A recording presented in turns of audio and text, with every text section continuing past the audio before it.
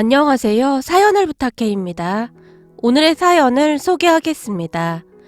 그날도 아침 일찍 서둘러 엄마가 입원해 있는 병원으로 향했습니다. 병실에는 엄마가 누워 계셨고 아빠가 그 곁을 지키고 계셨어요.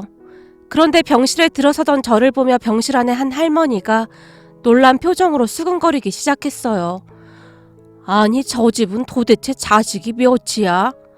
아침부터 자식들이 불이 나게 쫓아오는구만. 안녕하세요. 오늘 새로 들어오셨나 보네요. 제가 미소 지으며 할머니를 바라봤어요.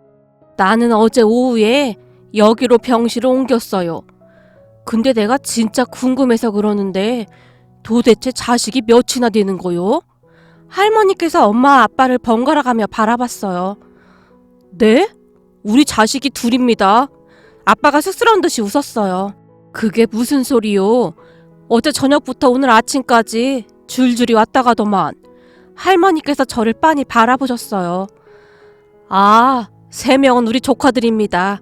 근데 키우면서 단 한 번도 조카라고 생각을 해본 적이 없었으니 자식이나 매 한 가지이긴 합니다. 아빠가 쑥스러운 듯이 엄마를 바라봤어요. 그 모습을 보며 병실 안 사람들이 한마디씩 하기 시작했습니다. 아유, 어르신 말도 마세요. 저 집 병원에서 아주 유명해요. 자식들이 아침 저녁으로 찾아와서 그렇게 챙길 수가 없어요. 난 살다 저 집 자식들처럼 효자 효녀들은 처음 봤어요. 거기다 3명은 조카라고 하던데 어쩜 그렇게 잘하는지.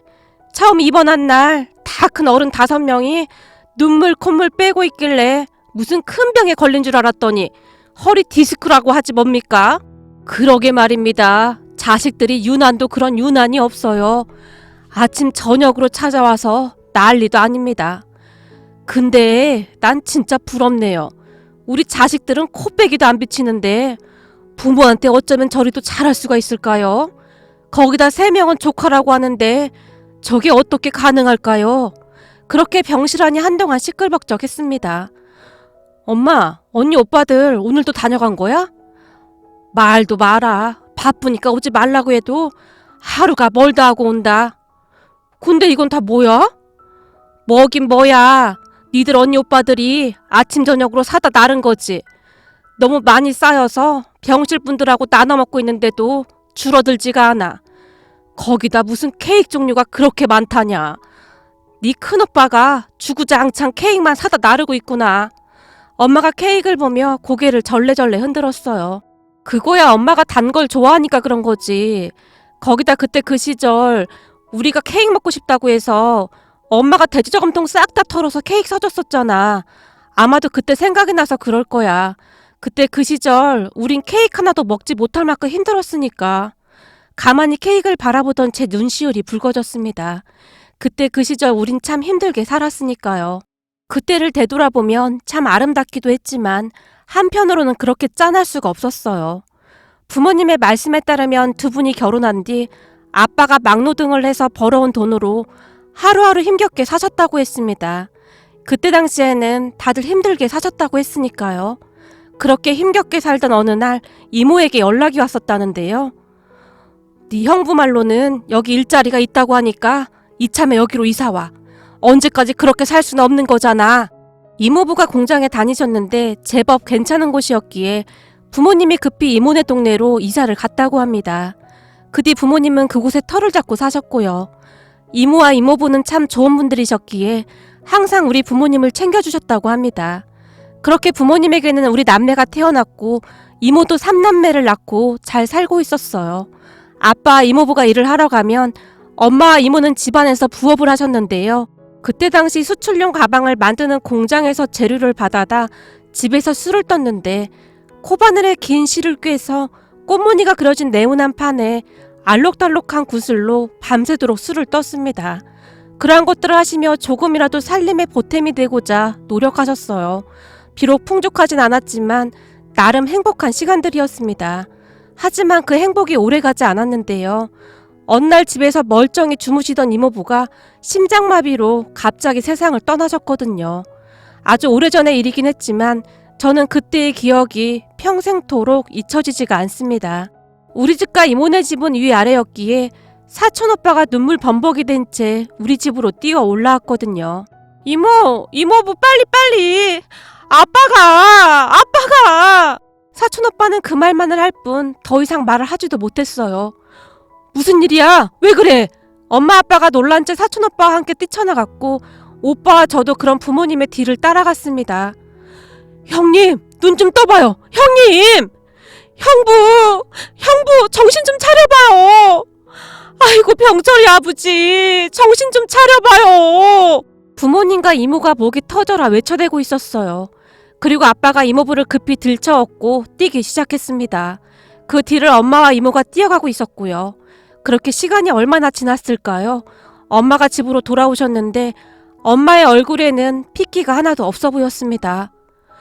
이모, 우리 아빠는 사촌 오빠가 엄마의 옷자락을 잡고 늘어졌어요.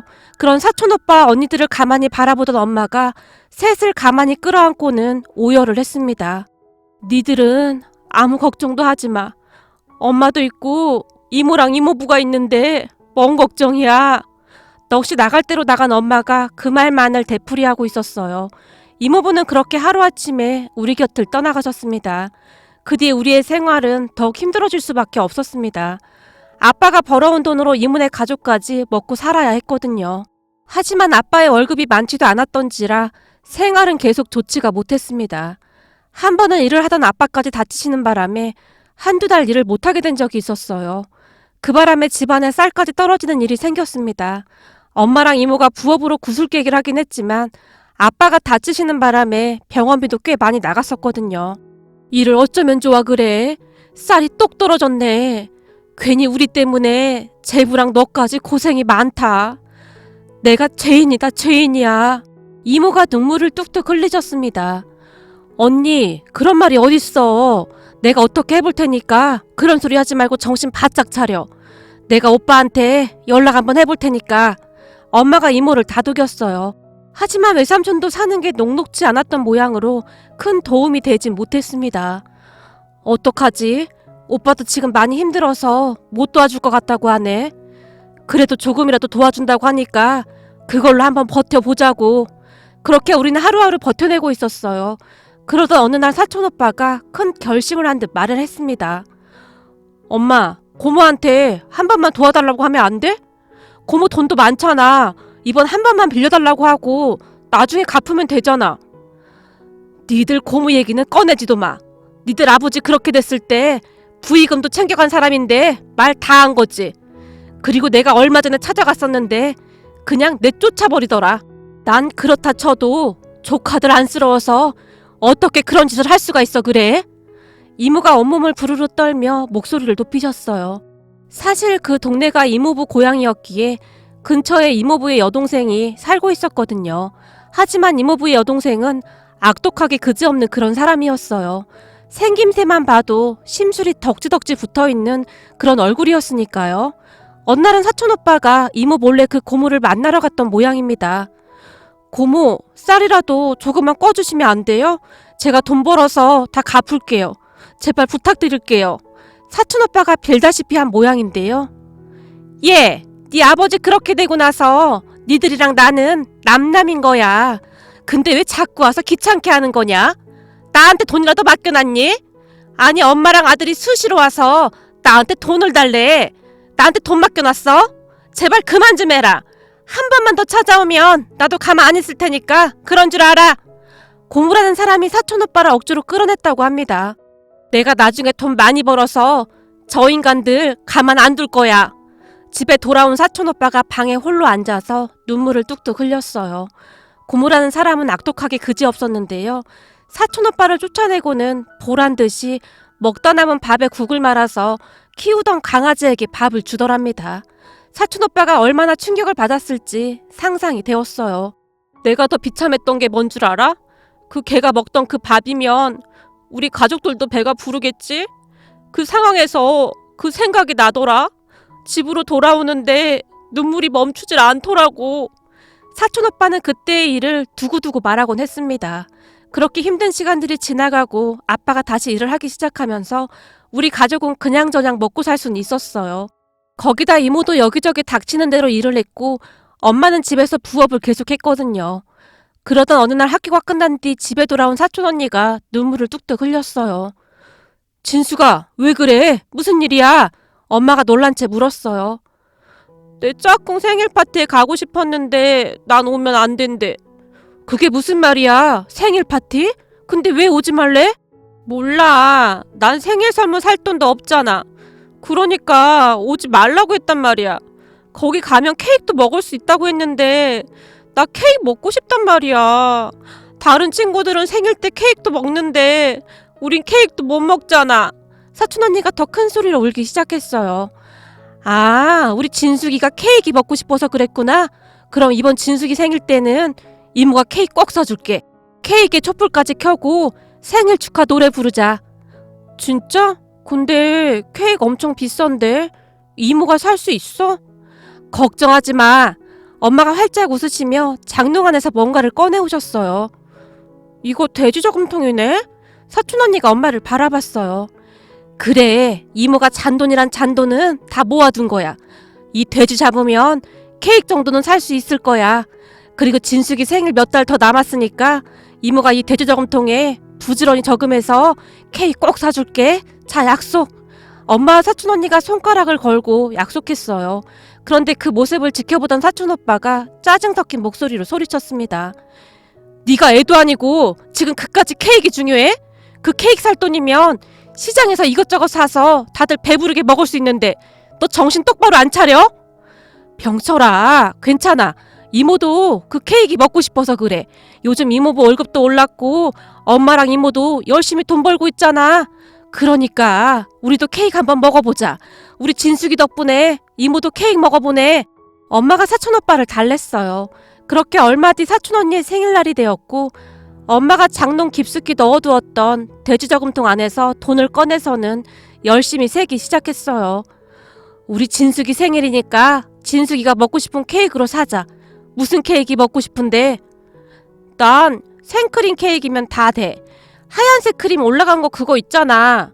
사촌 언니의 말에 엄마가 케이크를 사서 집으로 왔는데요. 케이크를 보고 다들 침을 꼴깍 삼키고 있었어요. 잠시 후에 가족들이 다 모인 자리에서 케이크에 촛불을 켜고 생일 축하 노래를 부른 뒤 케이크를 공평하게 잘라서 각자의 접시 위에 올려줬는데 우리는 그때의 케이크 맛을 절대 잊을 수가 없습니다. 우리 진숙이 많이 먹어. 엄마가 케이크에 손도 대지 않은 채 사촌 언니의 접시 위에 케이크를 올려줬어요. 이모도 먹어. 이모도 케이크 먹고 싶다고 했잖아. 사촌 오빠가 사촌 언니 접시 위에 있던 케이크를 다시 엄마 접시에 옮겨 담았어요. 아니야. 이모는 아까 밥 먹은 게 소화가 안 돼서 속이 더부룩해서 못 먹겠다. 케이크 느끼해서 더 못 먹겠어. 엄마가 다시 케이크를 사촌 언니 접시 위에 올려줬어요. 이모, 진짜로 내가 먹어도 돼? 사촌 언니가 잔뜩 신이 난 채 엄마를 바라봤어요. 그럼 우리 진숙이 생일인데 많이 먹어. 엄마가 한없이 해맑게 웃고 있었지만 사촌 오빠의 표정은 좋지 않았는데요. 아마도 사촌 오빠는 그때부터 케이크에 무슨 한이 맺힌 듯 해보였어요. 엄마를 찾아오는 날이면 손에 항상 케이크가 들려 있었거든요. 요즘은 케이크 종류도 워낙 많다 보니 다양한 맛의 케이크들을 엄마에게 사다 드리곤 했습니다. 네 오빠가 케이크에 한이 맺힌 모양이야. 하긴 그때는 참 힘들게 살았으니까. 병원 침대에 누워있던 엄마가 허공을 응시하며 미소를 지었어요. 그렇게 오후쯤이 되니 사촌 오빠와 언니들 그리고 우리 오빠가 다시 병원에 찾아왔는데요. 니들 이제 그만 좀 와. 내가 창피할 정도야. 내가 무슨 큰 수술을 한 것도 아니고 디스크 수술한 건데 뭘 이렇게들 호들갑들이야. 이모, 그러니까 아프지 좀 마. 우리가 얼마나 놀란 줄 알아? 그리고 진짜 미안해. 그동안 바쁘다는 핑계로 자주 찾아가지도 못하고. 이번에 우리 모두 진짜 너무 많이 놀랐다니까. 앞으로는 자주 찾아갈게. 사촌 언니의 눈에 눈물이 그렁그렁했어요. 우리 진숙이는 예전이나 지금이나 눈물이 참 많아. 그렇게 눈물이 많아서 학생들은 어찌 가르치는 거야? 엄마가 사촌 언니를 나무랐어요. 그러게, 그렇지 않아도 학교에서 내 별명이 울보야, 울보. 그러니까 이모 앞으로 절대 아프지 좀 마. 우리가 얼마나 무서웠는 줄 알아? 사촌 언니는 그 뒤 학교 선생님이 되었거든요. 이모도 이모인데 혼자 계신 니들 엄마도 잘 챙겨야 한다. 니들 엄마가 니들 키우느라 얼마나 고생했니? 알겠어. 걱정하지 말고 이모나 빨리 건강해지셔. 이모가 이러고 있으니까 엄마도 지금 우울증이 올 것 같다잖아. 그렇긴 하겠네. 우리 언니는 나 없으면 절대 못 사는데. 그렇게 우리는 도란도란 이야기꽃을 피웠는데요. 이모, 난 요즘도 잊혀지지가 않는 게 있잖아. 사촌오빠가 엄마를 바라봤어요. 뭔데? 케이크 말고 또 있어? 너 케이크 좀 그만 사와. 케이크에 무슨 한이 맺힌 것도 아니고. 저기 저 케이크 좀 봐. 엄마가 탁자 위에 올려져 있던 케이크를 바라봤어요. 아니, 오는 길에 맛있어 보이길래 사왔지. 근데 우리 그때 말이야. 이모가 우리 5명 앉혀놓고 머리 깎아줬었잖아. 그래서 우리 5명 머리 모양이 다 똑같았었잖아. 난 요즘 그때가 자꾸 생각이 나네. 사촌오빠가 쑥스러운 듯이 미소 지었어요. 그런 사촌오빠의 말에 다시 옛 추억이 생각났는데요. 머리카락 깎는 돈조차 아까웠던 그 시절에 엄마가 우리 5명의 머리카락을 깎아주곤 했으니까요. 수건에 물을 잔뜩 묻혀서 그 수건으로 머리에 물을 적신 다음 가위를 들고 엄마가 손을 이리저리로 움직이며 정성껏 머리를 깎아주곤 하셨는데요. 차가운 수건이 머리에 닿던 순간 아, 차가워! 차가워 이모! 방방 뛰던 게 기억이 납니다. 그때 당시 머리 깎는 가위가 딱히 있었던 것도 아니었기에 학교에서 색종이를 오릴 때 쓰던 그 가위로 머리카락을 자르곤 했었는데요. 이모, 나 앞머리 말이야. 너무 짧게 자르지 좀 마. 딱 눈썹까지만 잘라줘. 알았어. 너 자꾸 말하면 머리 삐뚤빼뚤대니까 좀 조용히 좀 하고 있어봐. 그러면 사촌오빠가 입을 꾹 다문 채 머리카락을 다 자를 때까지 기다리곤 했는데요. 어때? 이만하면 괜찮지? 엄마가 자랑스럽다는 듯이 웃었어요. 딱 좋네. 아주 좋아. 우리 이모 미용사 해도 되겠다. 사촌오빠가 엄마를 칭찬하곤 했습니다. 그러면 엄마의 입이 귀에 걸린 채 그렇게 좋아하셨어요. 그때 생각이 나는지 엄마가 근데 그때 내가 머리카락 하나는 기가 막히게 자르지 않았냐? 라며 활짝 웃었어요. 엄마, 사실 그때 말이야. 엄마 솜씨 꽝이었어. 언니 오빠들이 그냥 참아준 거야. 특히나 큰오빠 앞머리는 진짜 억지로 그렇게 하라고 해도 하기 어려운 그런 머리 스타일이었어. 얘 기억이 떠올라서 저도 모르게 크 하고 웃음이 터져나왔어요. 뭐? 니들도 그렇게 생각하고 있었던 거냐? 엄마가 오빠들과 언니들을 바라봤어요. 사실 이모가 손재주는 좀 없었어. 어떻게 그렇게 한결같이 삐뚤빼뚤 그럴 수가 있는지 참 신기하더라고. 거기다 어느 날은 이모가 머리 깎다 졸아서 내 머리가 만신창이가 된 적도 있잖아. 사촌언니가 머리를 절레절레 흔들었어요.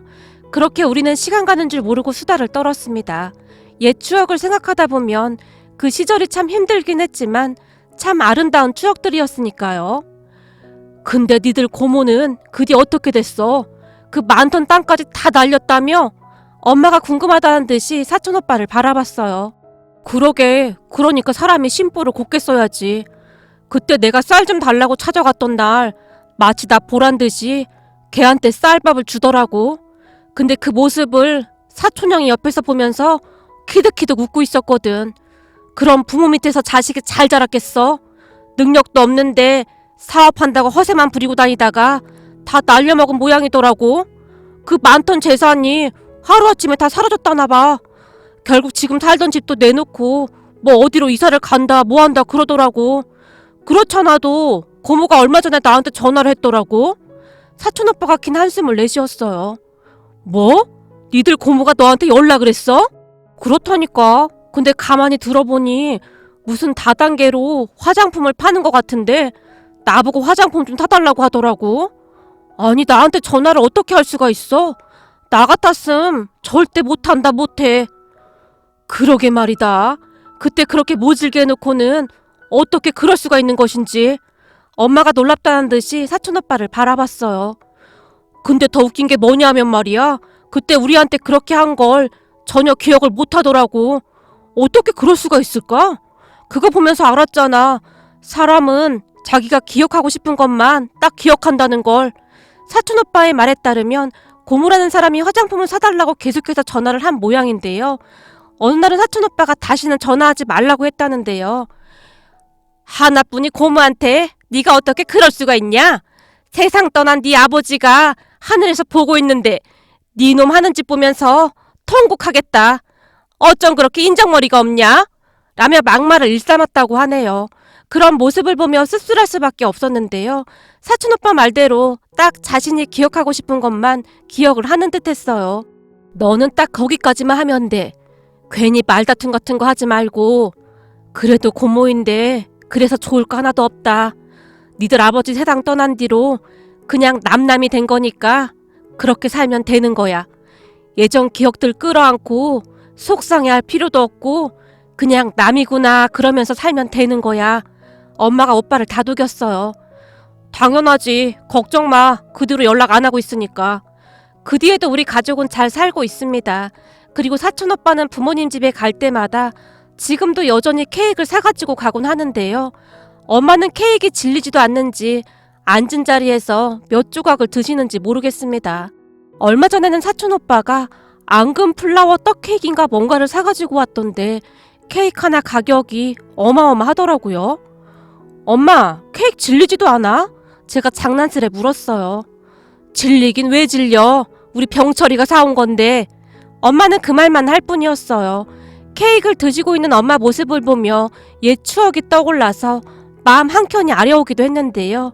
그때 그 시절 부모님과 이모의 사랑이 있었기에 우리 모두가 이렇게 잘 자라지 않았나 싶습니다.